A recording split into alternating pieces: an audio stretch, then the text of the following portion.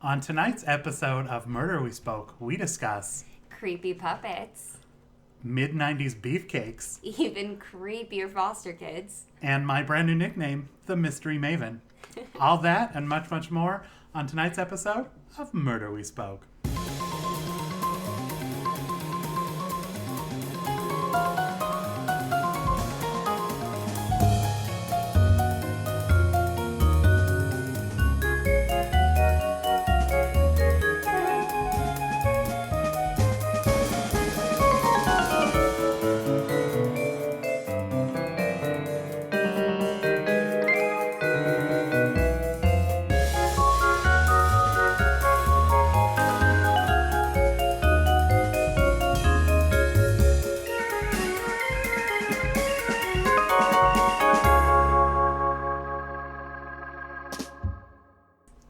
Welcome back to Murder We Spoke. We are new converts to the cult of Angie Lands. See, cult is better than church, right? I prefer it. Okay. I like this little update.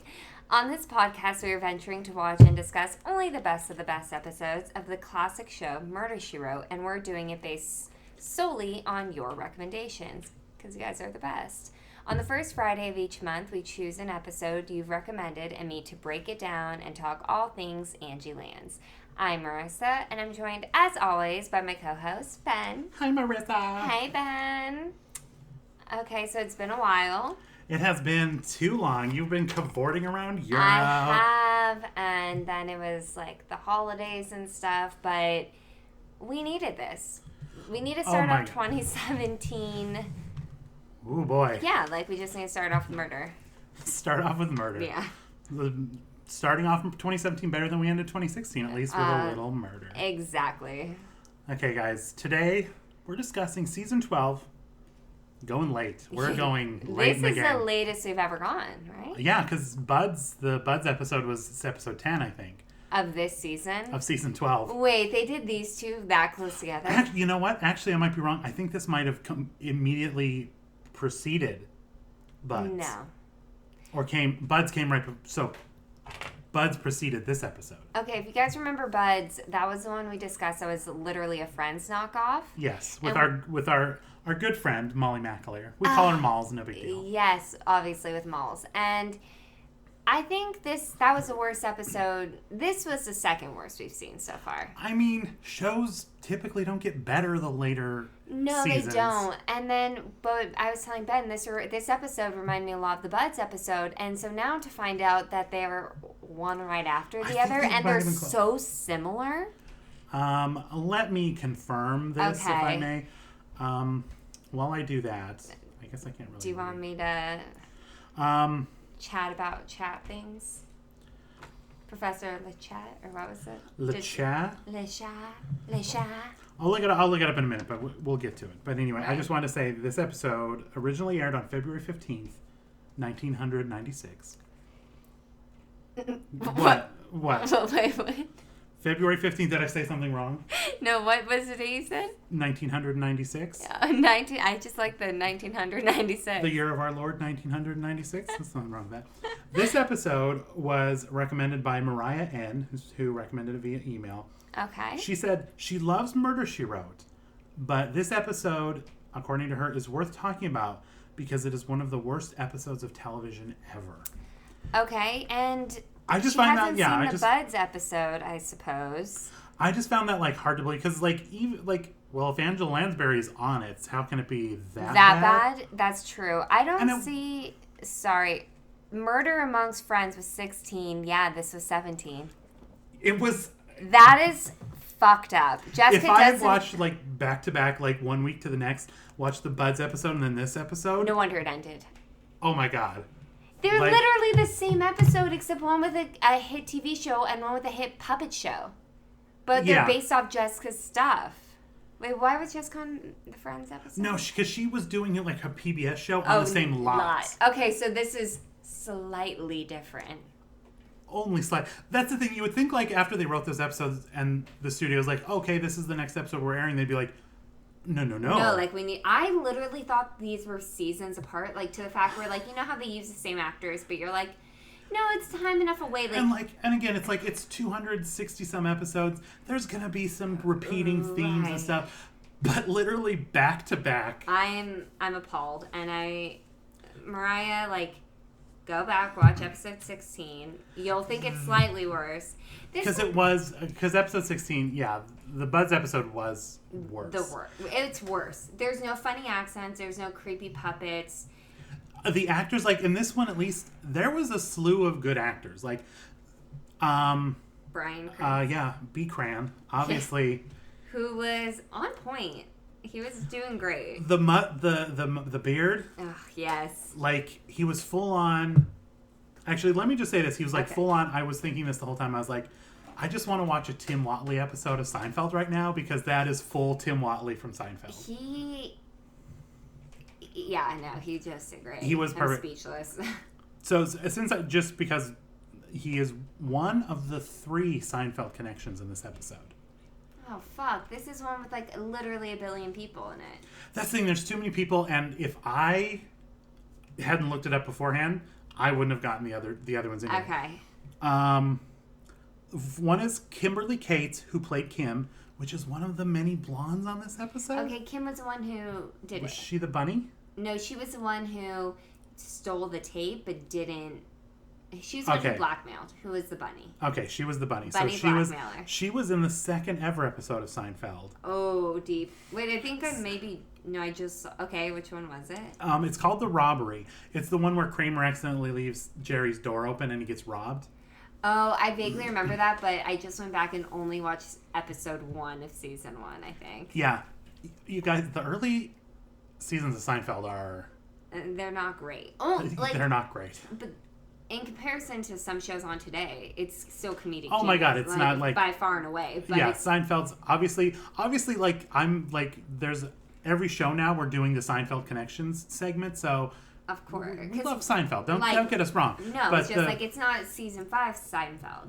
No, when a season 1 episode or season 2 episode comes on, it can be a bit of a slog sometimes. Yeah, but it's still Seinfeld. It's still the gang. Again, it's like this episode of Murder, She Wrote might not have been the greatest, but it's still an episode of Murder, She Wrote. So. Yeah, exactly. Like no complaints. Okay, and then the other one, you'll recognize her when I tell you. It's the woman who played Natty, the woman of 1,017 voices, or whatever weird arbitrary number they landed on. Who's not friends with her ex, but still friends with her ex. Who's not friends with her ex, but then as soon as he is like, well, I guess I'm not the man. Yeah, I'm not the man you wanted me to be, and she just threw herself at him. And it's like, okay, is that a line that works? Right. Okay. She in the episode, she was in 2 episodes. She played just quote mother in one episode, but she was in the episode The Non-Fat Yogurt. Okay. She the kid that Jerry swears in front of. Yeah. She was the mom. Perfect. That is amazing. They have so many good Seinfeld connections. So many good 3 in 1 episode. How great is that? And that was we're again, #blessed. All it makes me want to do is go back because the episode when the kid is tearing the tape out of Jerry's recording. Yeah. And he's like, "What the f you doing, you stupid little?" And it's like just because there was back in the day. They must have had to fight so hard to get those bleeps on there. Yeah. Because you didn't bleep TV back. That was, insane. You didn't see that. Now it's commonplace because it's so good, but that was, the first time I ever remember seeing that. And at the end, when the kid's like, "Thanks for ruining my dad's yogurt stand, you fat blank." Yeah. Oh, so perfect. I literally needed to just go binge watch this and Seinfeld and be happy forever. I think you guys just watched something foul in Flappieville. Right. Go watch Seinfeld. Get on.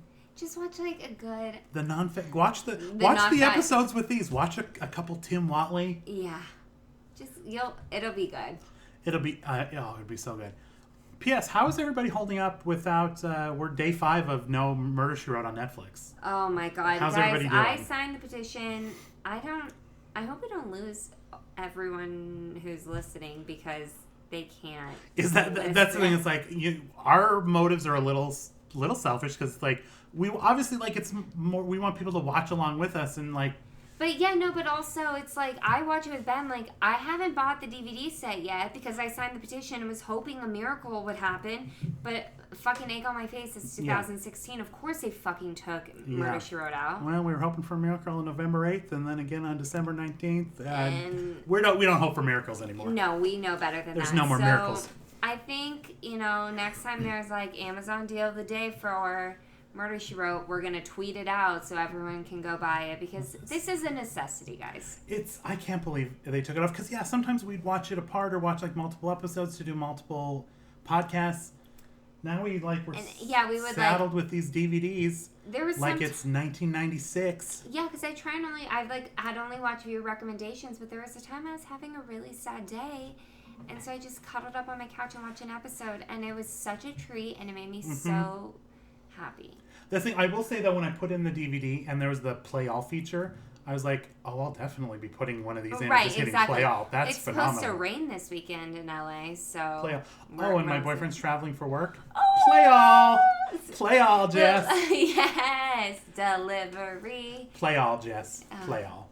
That'll be my battle cry. Play all, Jess. Play all. Okay. On to the episode. Right.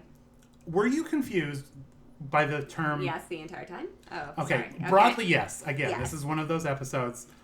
With too many people, I get confused. Too many people. And too many people that look too much alike. You guys, there were 3 blondes, and legit, me and Marissa paused it to discuss the characters and like get our thing straight. At first, we're like, "There's 2 blondes. There's the one that was the bunny, and the one who like works in the sewing the puppet costume department." That they hate each other. Yeah, and then we watched a little bit more, and I paused, and I was like, "Marissa, is there a third blonde? I think there's a third blonde. Is there another blonde? Completely indistinguishable from one another." No, like we're used to redheads and whiteheads. Throwing a brunette can't get a job on this goddamn show? Fucking apparently not. Like, it's ridiculous. That one secretary walked in and gave Bryan Cranston the envelope with brunette, but she was like a barely even a talking role, a murmur role. Yeah, she had a murmur role. Yeah. It's like, you get your non-blonde head off our set right goddamn now. That was we don't have time. Brunettes on the men, exclusively. Blondes on the women. That's how you tell. And the red, just an occasional sprinkle of a redhead. An occasional redhead sprinkle. So the term flappy that they kept saying, I was halfway through the episode where I was like, oh, Flappy's not the name of one of the puppets. It's on the outside of the building, right? Flappy is like their word for Muppet. Like the Muppets. Got it. Because they kept saying like, I don't want that to happen to Flappy, or a Flappy or something. And I was like, is Flappy a person? I thought Flappy at first was the bunny, because I thought Flappy was like the title character ears or something, yeah.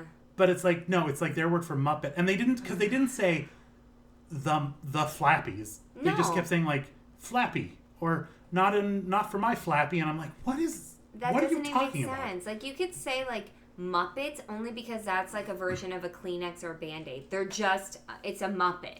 Yeah, don't call it. They should have just called it a Floppet. A Floppet. Right, or even say like the Floppies, so you call it again. Hey guys, last week you had a television show about 6 buds, and you called it Buds. I don't think you're worried about getting sued at this point. Exactly. Call it Floppets and move on. They had the same like coffee place that they went to. They ripped it off 100%. And so the fact that I'm just like, no.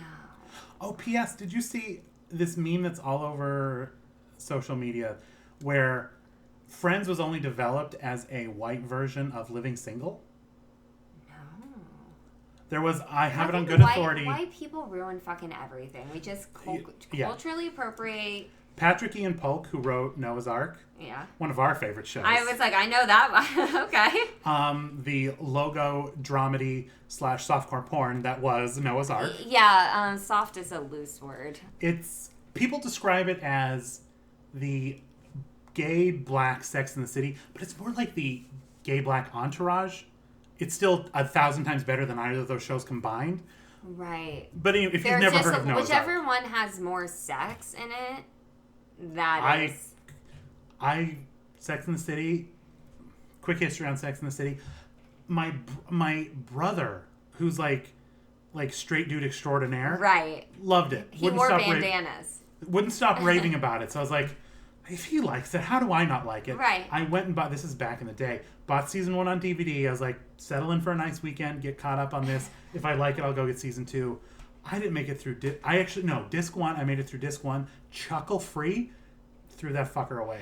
That show was terrible. I used to watch it in high school, but not on HBO. I would watch it just like the edited version on E, and then like I saw like one actual episode of the movie, and I see them fucking all the time. I was like, what is this? I had no idea, and they just annoyed the shit out of me. But it's one of those things that's like, meh, it's on E. They play it all the time. Like they do because my boyfriend will turn it on because he watched it and liked it, and I'll just be like, there's got to be a Golden Girls rerun on that we can turn to. Like, right. There's especially when you go back, they're just like all really annoying and horrible people, and like there's some.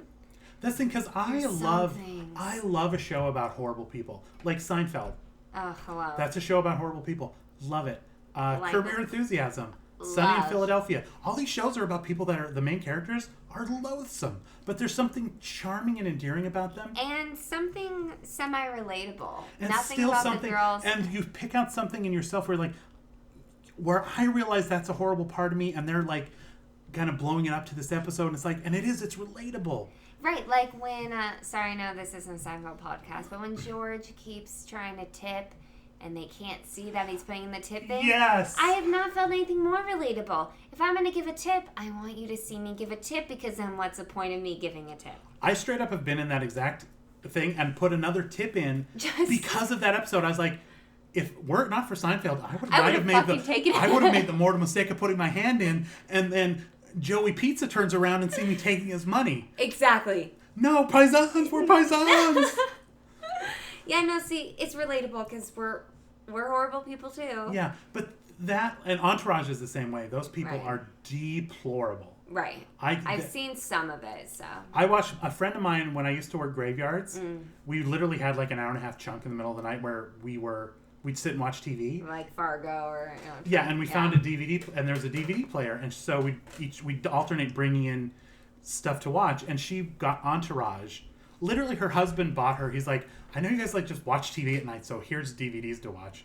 So that was the point of the gift, was to watch it in the middle of the night. So we got Entourage, watched all of season 1, and literally, like, we both hated it. Every episode. Yeah. Hated it. And she's like, my husband said he'd give me season 2 if I liked it. And I'm like, definitely not. No. Sex and the City and Entourage, I think, are terrible shows. Not the biggest fans. Again, they've had movies, and... Well, luckily they were all panned and hated. Right, exactly. Because, Entourage is just... First of all, it's the same episode. It's like... Every day. Oh, they're going to get drunk, get laid, and get high. The next episode, they're going to get high, get laid, and then get drunk. And it's like... It's super boring. It's like... If it weren't for the cameos on that show, like Val Kilmer has a really good cameo. Andy Cohen has a cameo. Yeah, if it weren't for the cameos on the show, I almost feel like it'd be... Anyway. Yeah, back to our favorite show. Back to our show. You can tell when it's a lackluster episode of Murder, She Wrote when we talk about anything but Murder, She Wrote. Right, exactly. It's just... Okay, the plot of this show. Okay. Bryan Cranston... Okay. The guy, Darren, the guy who's like the head puppeteer. Right. Well, first Jessica created like a puppet story for her grandkids or something, and then they decided to make it into a show. And did they say she doesn't have any kids, like grand nieces and grand nephews? Yeah, maybe that's it. It was grand I feel like something. They said grandkids though. Yeah, too. I feel like she definitely doesn't have grandkids. Okay. No, maybe we missed something. Maybe in season 11 she adopts some grandkids. Who knows? Okay.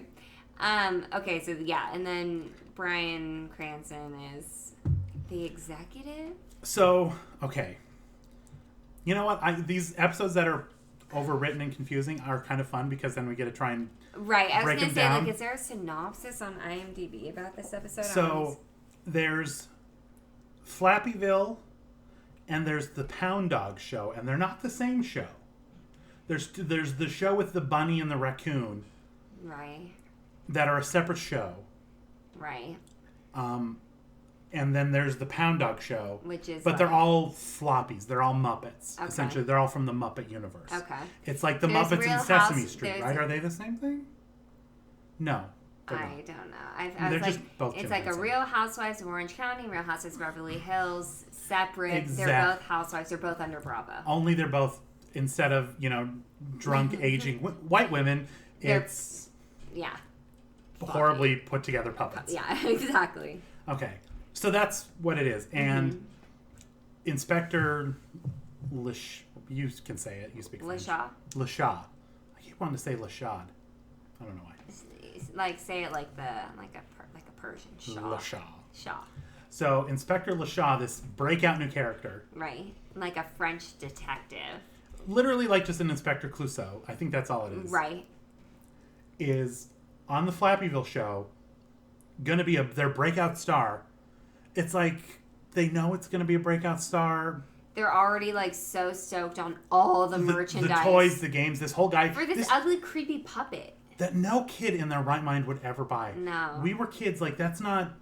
The puppets in this episode were, by and large, creepy as shit. Oh my god. Like in that Monk episode, or that fake amusement park where they had the electronic face, like it was all puppets of that. Like creepy. Like that was somehow less...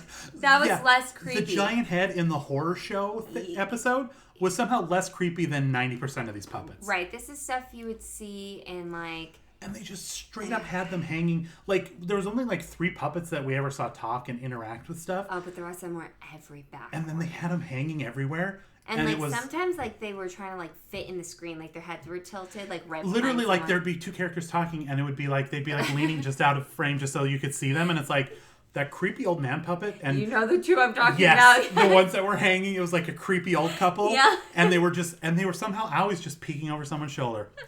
Yeah. It was. Oh God. It just reminded me of Ghostbusters, the remake. Yeah. When Leslie Jones. Leslie Jones? Walks into the mannequin. When she walks in and sees the mannequin, she's like, that's a room of nightmares. Nope, not going in there. Nope. And turns right around and leaves. I'm like, yes, this episode is a room of nightmares. 100%. Oh my God. I need to rewatch This is just the most reference-heavy episode ever, really by the way. Is, but I don't know why, but it's just... Watch the shows, get the references. You guys, I hope you're... funny as fuck. If you haven't seen the new Ghostbusters or these episodes of Seinfeld, I hope you're writing this shit down, because we have got some recommendations. Gold, Jerry. Gold! Okay, so... Okay, back to Mercer. Okay, Where were we on the plot? We were just describing the creepy puppets everywhere. We got stuck on the creepy puppets. Okay. So there's a new character, Lashaw. Yes. That's going to be a breakout and sell all this stuff. But they want to put the hound dog, whatever his name is. Yeah. The guy, again, who is doing the Lashaw at first. Right. Is also the voice of Pound Dog. Of Pound Dog. And the kids in the audience are like, it sounds too much like Pound Dog. Yeah, it's terrible. And it's like, okay. And like everyone's laughing. And everybody's laughing and like, he's like, this poor guy is like the laughing stock of 9-year-olds in his giant flowy shirt. Right. With his I don't want to be a pirate. He was wearing the pirate shirt, the puffy shirt. He was 100%. And then, I know. And you guys, there's literally the puffy shirt 2 feet from us. It's amazing. And then, the Bryan Cranston wants to get rid of the Pound Dog. Yeah, he brings him in and says, "Hey, Pound Dog, not selling. It's old. It's tired. After the season, it's gone." So. But that Inspector no, he doesn't even know about it because the guy's like, "Oh, let me tell you, I'm going to save this show. I'm going to bring in an Inspector puppet." And Bryan Cranston's like, "Oh," he like rubs his beard. He's like, the lucrative. This is so lucrative. A different puppet on your sad little show. But then I think the reason Bryan Cranston gets so excited is because they say it's. He said it's a creation from J.B. Fletch. And he sells it as this. It's like, but it was going to be on the other. Again, like, how does he think this is all going to play out? I understand he's like vamping in the moment to save his own show. But I also don't understand like how this guy has any stake in it when he had no idea this was even a thing. Like, how could he be like? I just don't get the connections. I guess. Yeah, he was going to be the voice, but they essentially fired him because he wasn't good. Right. Even though in this episode he does the hound dog or Pound Dog voice. Right. Again, his voices sound different to me. We just have like an Inspector Clouseau puppet and an Elvis puppet. Right. And then that's we're just going to turn them into animals. But he's like, he does the voice of Pound Dog, and then he does the voice of Inspector LeShaw. I cannot get that right. I refuse. Say whatever you want. I like it. LeShaw. I'm just going to say something different every time, and it's not going to be... I'm trying to say it right. Just know that. It's not like I'm trying to be cute and say it different. I literally cannot remember. And that's totally fine. Okay, so the inspector, and he does the voices, and they're like, it sounds the same. I'm like, actually, no. Not at all. They sounded perfect. Right. And then... He's like, but I want Nettie to play. It's not someone like her. You get her. Nettie. Yeah. Because apparently she's like the best of the best. She's the woman of 1,017 voices. Right. And he has to go to her studio to go find her. He goes to her studio, like, it's all black in this giant, again, I don't know if you've ever seen a VO studio. It's not giant, cavernous. No. Like, she's not in an orchestra giving this, like, it's a tiny little box. It's a tiny little box that's insulated. And we even get this sweeping camera shot that goes all the way around. It's like, they put so much effort into, because it literally like does like a half circle around her as she's like going through her script and giving. And they do 5 different like voices she does. She jumps around does a scene. She does like a whole scene that's supposed to be like between a whole family, and we're supposed to be like, wow, it's like 5 different people talking. And I'm just like, they all sound exactly the same. Who's talking to who? Exactly, but it's terrible. Who's saying "scoot over, daddy"? Like that part creeped me out. I was like, is that the kid? Is that the? That's the thing. They're like, kids, it's time for bed, and then you get like a "scoot over, daddy," and it's like, oh, is this a molestation PSA? What's happening right now? Exactly. I just did not fucking okay. So that. But again, and all the voices were 100% the same. They were absolutely terrible. But they needed her instead of the guy who was doing fine already.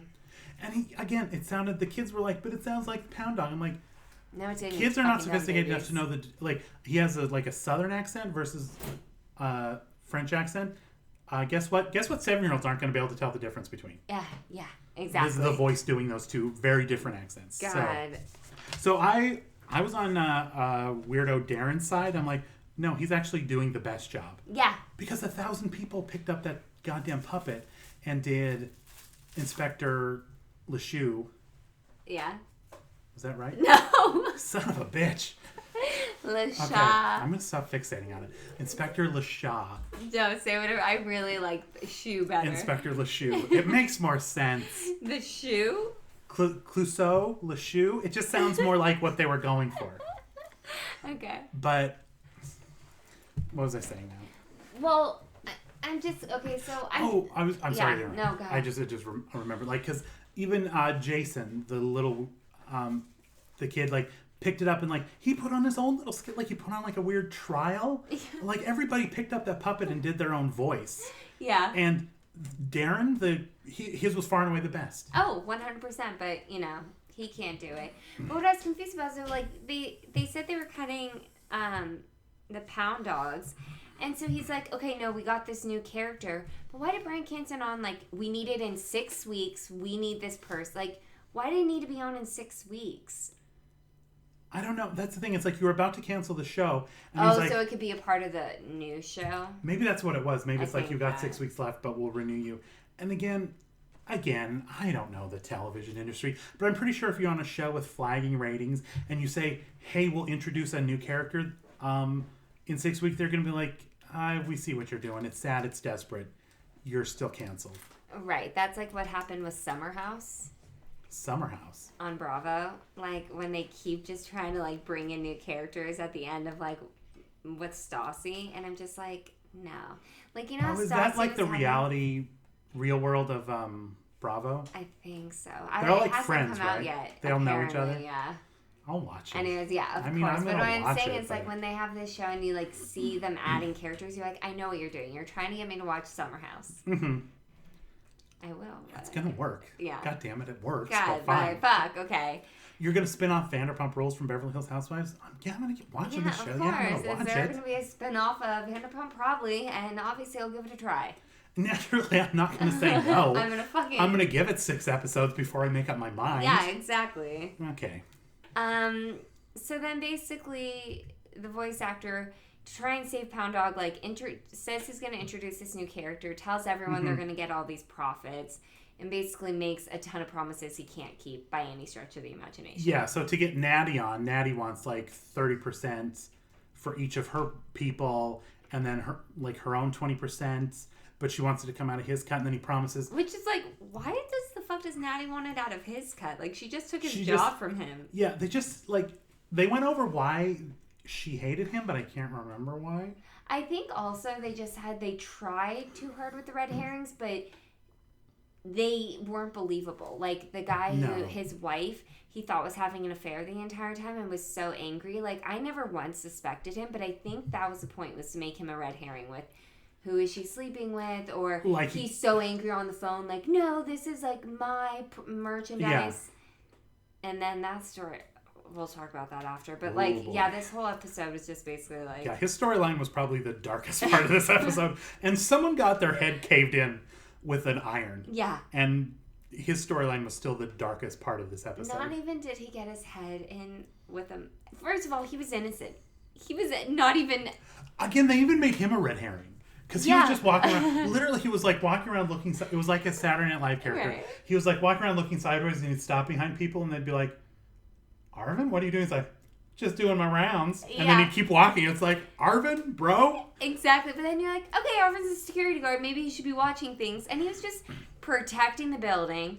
And not only does he's just like, one of those kind of like a little overly friendly, little creepy, like, there's a reason he's in his late 60s and he's a security guard. Because, he's a little simple in the head. But he's a sweet guy. He means no harm. But then he tries to be the hero. He's like the people who work for, like, the Brinks trucks, and someone tries to rob it, and they try and do something about it. Like, honey, not your money. You're in a bulletproof vest. Stand, let them take the money. Don't fight back. You get paid $8 an hour. Just let them take... If they take the puppet and the drawings, and then they show up on some other TV show, you'd be like, no, I literally have a whole building of people and artists and stuff who will say that you stole that, and I have evidence and everything to prove. You can't sell that to someone. And even though it's like, okay, bribe, I'll let you take the thing, and then you just go and report it. Like, unless you're selling it to, like Chinese TV, like... You can't sell it to anyone in the United States where they're... I'm pretty sure they have patents on this shit already. That's the thing. It's like a floppy. He stole like patented, copyright, trademarked property. He's not going to be able to make money off of it. They've already been showing this to kids. And they already have it on film because I'm sure like they're doing these test shows. They're filming these goddamn things. Yeah. So, but not only does poor security guard get bashed in with a flat iron, like an actual iron. His head stoved right in. It was a puppet holding an iron, which is so dark. So, I mean... Because he was holding it with the puppet. Technically, he got murdered by Inspector LeShoe. I think Inspector LeShoe is the one that should go to jail in this episode, by the way. Inspector LeShoe. Yeah, no, seriously. He had the blood all over him. Yeah. He was at the scene of the crime. And then, and it's... I know it's tough to be like, okay, we're going to have this singular episode, and it's going to be about a super popular kids' TV show. So just for this one episode, we have to create a show that's believably popular to a bunch of little kids. But they took you know how the puppet shows they had in medieval times? We're going to take that and put we're not going to see their legs or anything like that. You still see the strings and everything? No, like the Muppets, like Jim Henson had that shit gone in the 70s. Like, we're past that. We don't do that anymore. No kids like that. That they even do they even have those at like local public libraries for like kids to like? I feel like at a public library and a Renaissance fair, those are the two places you see those puppets. Exactly. That is it. So okay, I guess we could try. So again, I understand it's tough to create out of things, and you're trying to copy the Muppets. Right, but if you're gonna copy Friends, exactly. If you're gonna copy something, just copy it. It's not like you're copying it and selling Muppets. Like, it's just taking place amongst. You wouldn't get sued. But also, what did the Muppets have to do with this? Because they created Buds because that's the reason they were getting kicked off the show. Exactly, that was just a vindictive thing. Exactly. So now I'm curious. I feel like there might be a backstory with the Muppets. I'm wondering if they wrote the Muppet episode. Go with me now. And then they learned, you're getting changed to Thursday nights up against Friends. And then they were like, you know that episode we just wrote about the Muppets? What if we just killed off one of those motherfucking Friends? And they're like, done. Find and replace. Turn that script in. Ben, I honestly think you nailed it on the head because there's no other way these two similar would be that back to back. And then they just it bit them in the ass that the network decided to air them back to back. Right, exactly. For some reason. But they were ending anyway. If you liked last week's episode, there's every chance you'll love this episode too. Bring your kids on for this one. The kiddies can watch, except for the part where there was blood on the puppet. Right. Only a couple dribbles. Yeah, because they do this in Murder She Wrote every once in a while, where the dead guy is really not. There's like zero respect shown. Oh, they didn't even talk. There was no respect shown. They went in the next day, and Bryan Cranston, like, they're on that call, and Bryan Cranston's like, "Hey, I heard about that little kerfuffle over there. Sorry about that." And then even Jessica was like, "Oh yeah, people were very polite about it." Yeah. And then they're like, "Oh, but I saw those new sketches. Everything's looking great." And Jessica's like, "Oh, I'm so delighted." I'm like... Like, this guy just fucking dedicated his life to serve... Like, they don't even... People are just trampling over the body, like, this looking guy's for the comment. Probably got a wife who, like, was like a stay-at-home wife. She was, like, making spaghetti for the 5th time that week, waiting for Arvin to come home. His name is Arvin, you guys. She's waiting for him to come home. Arvin's not coming home, sweetie. And guess what? And no one's probably even informed him because they didn't even call the cops. They're probably just like... That's the thing. They're just like... Arvin's dead. Does he have a wife? I don't know. We didn't even see police. Oh, we saw one. We saw... Who was making jokes the entire time, too. P.S. One more note on Arvin's wife. Yeah. Arvin didn't have a 401k. She's a greeter at Walmart by next week. Oh, honey. She needs to pay the bills. No, and they probably, like, just tried to have kids but couldn't. And so it's just the two of them. Okay. Oh, this just got... Well, they should have adopted a little sociopath. Like... Oh, God. Anyway. That was my lead. Okay. Just, what else? Oh, I had something and I lost it. Sorry. That seems to be a trend this episode. You guys were a little punchy. We shouldn't be. No. It's like 7 p.m. No. There's no reason to be punchy. I think, I don't know. Unless the poke we had for dinner was like laced with something. There's no reason to be punchy. That poke was delicious. Okay, so let's move on to the actual reason behind the murder. Okay. So when they found the murder, the pup was on the ground. Then someone had taken a pair of scissors to Jimmy open the drawer and get it out. And they were saying, was there anything else important in that drawer? Because it was just the sketch and the puppets, and those were left behind. Yeah. And voice actor was like, no, nothing was. Okay. Then, Yeah. He was, I will say, the lead actor, the lead puppet guy, was a really good actor. I thought he was really good. And I liked him a lot. Yeah, no, he was good. Even though he was like in a real dumbass flowy thing, and he was like ripping people off and like running grifts on all these people. But he was hustling because he's a fucking puppeteer. He's about to get fired. And like, where do you go from that? And he was so bad at hustling. And like, he gave this little kid like, oh, I like his redesign. AKA he put a trench coat on this naked puppet. God. I'm going to up his percentage from 2 to 5. Hey, JB, because I'm in a good mood, you're going from 15 to 30. And it's like, hey, dipshit, don't you like do a little math? You've already promised 95% to people. And you're making promises you can't even keep because you're not in control of this. No, your whole house of cards is going to come crumbling down very soon, bro. God. And then, so basically, Bryan Cranston, when he's, like, making these deals, is like, oh, yeah, I want 50% of the merchandise cost. Yeah, so he's like, oh, not the network, me personally. Yeah. So essentially he's saying, like, I'm going to get, like, my natural cut because I'm, like, the head of the studio or whatever. Yeah, I play golf in my office. Yeah, I play golf in my office. I'm golf in my office, Rich. Yeah. And I'm going to greenlight your project so I can blackmail you. But his point is like, I'm going to blackmail you and put this show on. Like, does he think it's a shitty show? And he's like, I'll get like a little bit out of this, but I'll blackmail him for 50% and I'll be fine. But like, if you greenlight a horrible show, you're just going to get fired. And you're also no one's going to buy the merchandise. I think he thinks it's going to be successful. But if you think it's going to be successful, then why not just take the sack of money you're going to get anyway as the studio head exec who found Inspector Clouseau? Because he's greedy and wants more?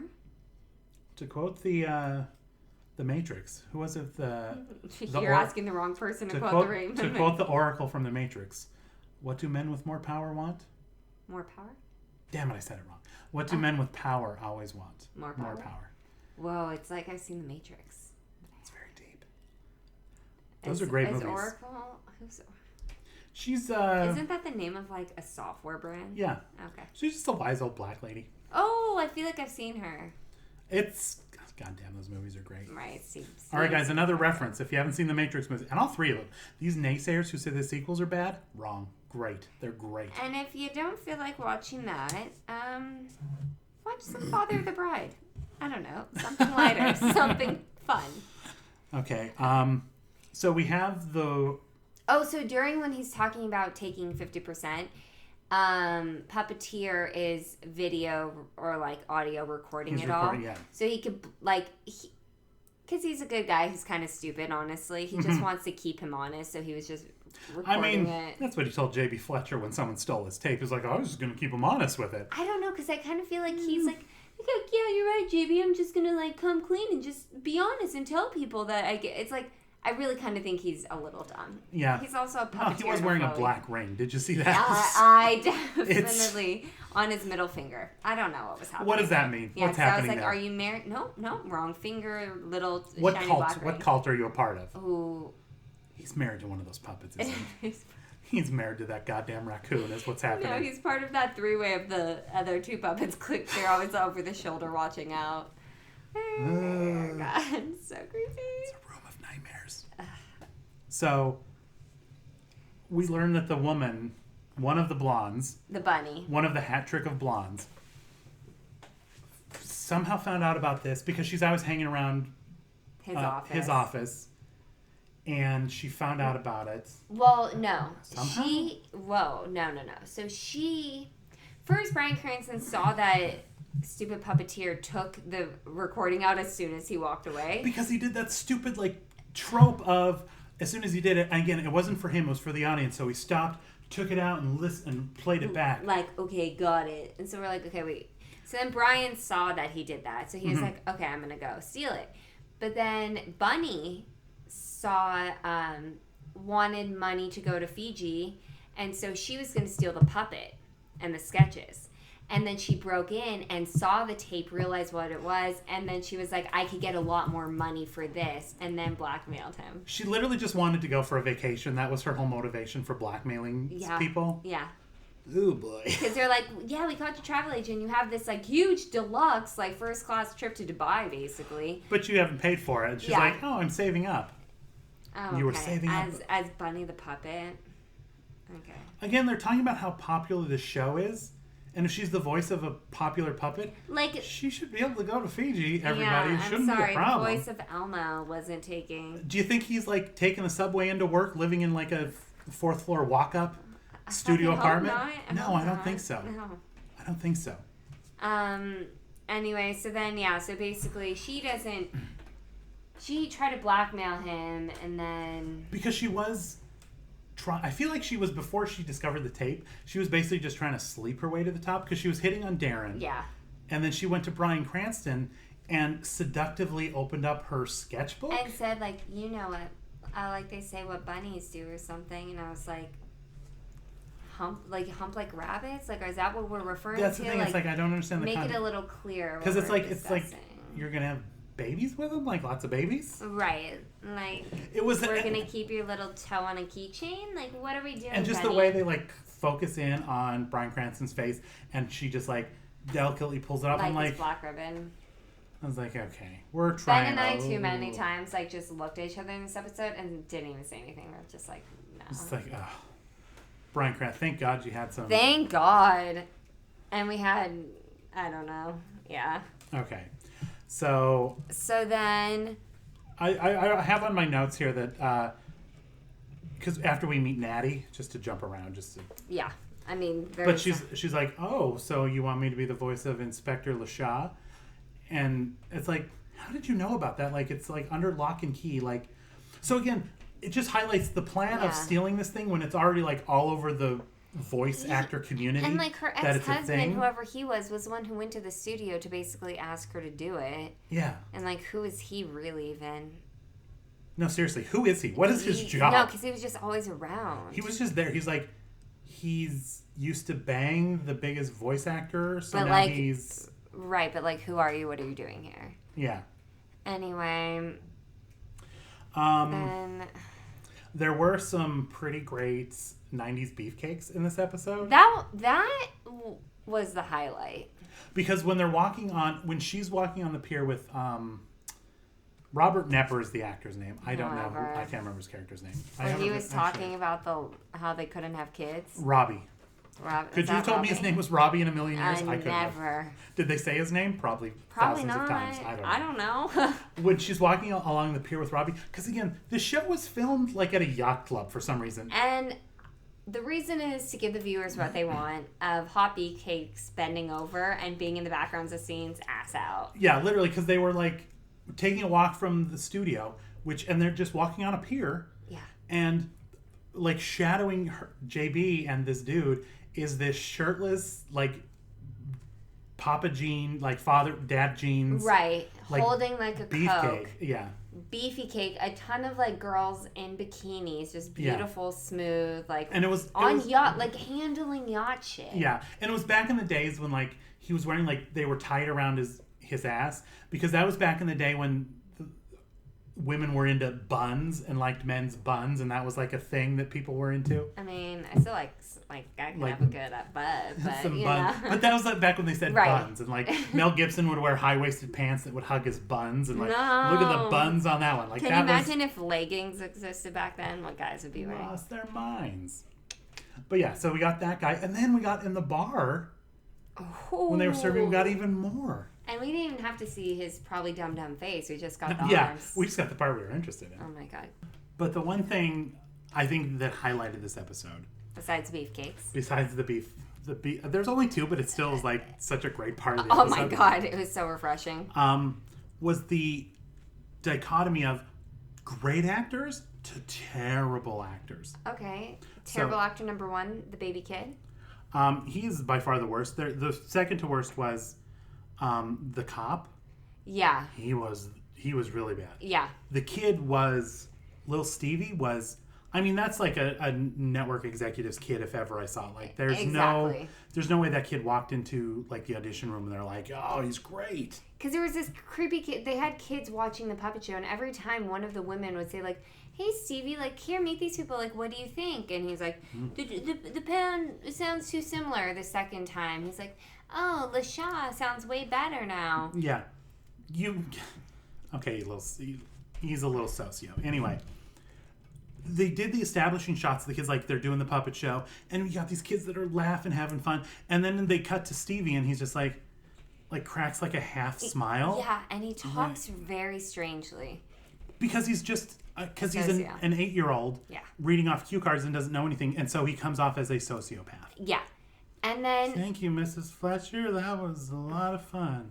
And then they like shoo him off. And then the darkest part of this whole episode was when that guy thought his wife was cheating on him, and then he shows up to the restaurant to beat up what he thinks is the cheater. It was a really like long running thing in the like. That's what I was like. We start like one of the first things we see is him staking out like this office building, and then like he's like creeping around corners. He's talking to Jessica about how his wife's having an affair. He's like so convinced he talks to some woman he barely knows about his cheating wife. He goes to punch this guy. His wife shows up, and she's like, No, I'm not cheating. He's a social worker.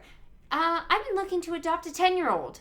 Like, okay. And she's like, I'd be even more pissed, probably. Exactly. Like, why are you keeping this from me? And it's like, and be like, hey, social worker, like, you've had so many meetings that he has become suspicious and started following you, and the social worker hasn't been like, where's your husband? I need to meet your husband in order to finalize this adoption. Like, how is a foster kid allowed to go to her place of work and without definitely, like, we do home visits, we do interviews. Yeah. You fill out paperwork, both of you. This is not like, it's not a surprise party. It's a fucking adoption. And you have to, like, be with them for a while to make sure he's a good fit. And the kid wants to be adopted. But then Desmond's like, oh, you've been doing this? I thought you were cheating on me. Who's the kid? And she goes, Stevie. And he's like, oh, the one that hated the pound dog? Mm-hmm. And he gets the biggest grin. He goes, I like this kid or something. Like, what is it? My kind of kid. Or my kind of kid. Skip to the next shot. The kid's adopted, basically. They're walking hand in hand. So after the social worker sees this guy is like can go off the handle like that, and was about to beat the shit out of him, and his wife is deceiving him, and they have no communication skills, no trust in this relationship. He's like, Well, okay. That kid's a sociopath anyway. Well, it like, doesn't matter where we put. I just want him out of this. You just need to get him out of the orphanage? I don't know where he's staying. And then Jessica has the cat, and she's talking to Stevie like, do you like your new home? And I was like, what is the fuck happening? It's been like 6 hours. Yeah. At most. He's like, yeah, I'm going to murder them all in my sleep. Can't wait. Mm-hmm. The Menendez brothers are my heroes. Oh, God. Speaking of which, there's a special on ABC at 9 o'clock tonight if you're interested, because it's been 20 years. You guys will see this too late. But no big deal. Sorry. It'll be on Hulu, probably. The thing of the whole story is Pound Dog got renewed for another year, so that puppeteer's fine. LaShaw's going to be done in a year. What changed, by the way? Brian went to jail. I don't fucking know. Brian Cranston, I guess, is a terrible enough executive. This episode did not make sense. It's like, hey, but the good news, it got renewed for another season. Everything is pointless. Arvin died for nothing. Arthur Clouseau, Arvin died for absolutely nothing. Clouseau is going to get his own spin-off. Hey, everything worked out. There was one thing in the cassette tape that Bryan Cranston got, and we learned it was Blonde Number 3 or whatever her name was. Bunny. We learned it was Blonde Bunny, and the voice actress. Yeah. And so he played when he learned it was her, he's like, I heard Pound Dog's voice, and I thought it was nope. I spliced it together, and it's like, or since you're a fucking voice actor on this amazing show, couldn't you have just done it? What if you had been I was like, for them to miss such an obvious thing, for her to be like, she's like, no, I can deceive you. I'm a voice actor. She should have done it in the Hound Dog's voice. She should have been and they should have just spliced superimposed dubbed it over. Right. But she should have been I'm the best at what I do, or she's some little line something. To make her look clever at all. Yeah, but it's she spliced it. Okay. And then when they brought her in, I like how she walked in and the puppet was there. I know what you did. It's like, so set the scene. Everybody JB's like, you guys, I figured out what happened. She's trying to blackmail and steal people. She's a criminal too, but he's the murderer. So to confront it, wouldn't it be cute if the puppet was the one who confronted her? And we don't know when she's going to come in, but just stand behind there and in the dark, hear the door open and just assume it's her and start talking. Yeah, this was oh boy. It's a doozy. Thanks, Mariah. Yeah, thanks, Mariah. You were not 100% wrong. This was a bizarre episode. It was fun enough in weird ways. Yeah, when Ben told me which one, he's like, it got recommended because it was one of the worst episodes. I was like, cool, Ben, but I was still really excited to watch the episode, and it still is Murder, She Wrote, so it's still better than most things out there. Okay, let me just a couple quick things. Marissa's on a clock, so we're gonna knock this out real quick. Alan Fudge, who played Gus, is the winner of the Multiple Murders Award, which is a word I just created. Okay. He out of everybody on this episode did the most episodes of Murder, She Wrote. He did 5 in total and played 5 different characters because, of course. Robert Knepper, who played Robbie, the guy who adopted little socio Stevie. Oh, he did look. He's an amazing character actor. He's been on Prison Break, The Flash, Arrow, The Hunger Games, and he's going to be on the new season of Twin Peaks, which has me super excited about that one. And then Dae Young, who played Mary, I can only assume is one of the many blondes that was in this episode. I'm assuming. She was the snobby saleswoman in Pretty Woman. Oh, you're big mistake. Huge.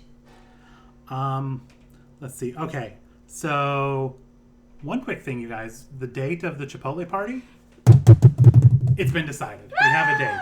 Okay, so Friday, January 27th, 6:30 p.m. Okay. I told Peter. She's looking like, oh, does he know you're inviting a bunch of strangers to your apartment? He knows. Again, I don't think it's going to be a huge turnout or anything. We have one RSVP already. We have one RSVP, and it's not our boyfriends. Don't worry about that. It's actually someone who listens to the show, who thought that would happen. Right. But, obviously, I'm not if, again, 40 people aren't going to, but we're going to put a cap on this. So if you do want RSVP now. So, again, I live by the Grove in Los Angeles. I'm not saying my address on the podcast. Obviously not. You psychos. So it's going to start at 6:30. And this party does not go till ? 9:30 or earlier. We're getting you people are right. I'm gonna put burritos in you. We're gonna watch an episode of Murder, She Wrote. We're gonna play some games. We're gonna do a live podcast taping with some interactive games. Yeah, exactly. During the podcast, we're gonna hang out with good people. We're all old people who watch Murder, She Wrote, so we're tired. Mm-hmm. So, guys, what you want to do, if you can make it, only if you can make it. If you need to fly from Atlanta or the UK or anywhere else, like, just make it happen. Just pulling cities out at random. If you're coming from Georgia or the UK, just.